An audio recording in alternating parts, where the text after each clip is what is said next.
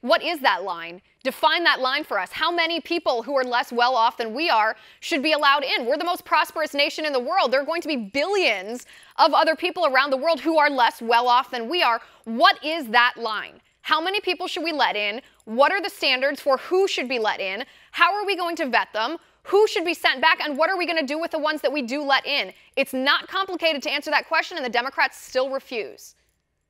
Absolutely. I think this really gets to the heart of the idea of American sovereignty. I mean, that's what's really at stake here. I mean, that's part of the reason why people elected President Donald Trump to be president. This question of where do we draw the line with sovereignty? I mean, this is a very old American idea. We, the people of the United States, we have Constitution. We have laws that dictate who can come to the United States and who can't. We judge as a people who we think will be best to be in this country. A mob of people that we don't really know about, that may just be seeking jobs, that may be violent, that may be part of gangs, or they may be, in fact, in some rare cases, part of terrorist organizations. This is something the American people don't necessarily want in their country. I think the American people have the right to determine what that is. It's not the right of other people to come across our border and demand things from the United States. Right. And I think something that the mainstream media is not covering, two things, actually. First of all, they're not covering the fact that this migrant caravan was offered asylum in Mexico. They're not from Mexico originally and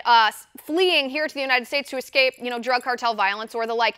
They were offered safe haven in Mexico, and they turned it down. They turned it down. They've also broken laws already. They just barreled over border security in some of these South American countries to even get into Mexico in the first place. Those two things, liberals who are talking about this, the few liberals who are talking about this, and the mainstream media, who are the shills of the left, they're ignoring that. They're not telling the American people the truth about this. They're acting like these are all innocent, well-meaning people, and I'm sure many of them are, but they're acting like all of them, for sure, without vetting, are innocent, well-meaning people who are just here to seek a better life and safety for their family, and that's unfortunately not true.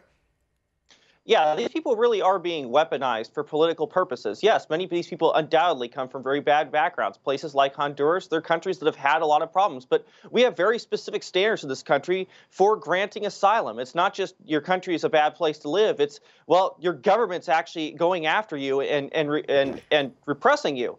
And that's something that's a very specific standard that was set by the Trump administration. So the idea that these people should just be let into the United States and just allowed in and that'll be fine, I think a lot of people shirk at that. I think a lot of people worry that that'll be the case. And certainly that was encouraged under the Obama administration. That was encouraged by left-wing ideologues who say, well, all these people should be simply let in. I think that encourages people to take these incredible risks to cross these dangerous places, thinking that they're just going to be released into the United States and that'll be that. That's a really dangerous way of thinking.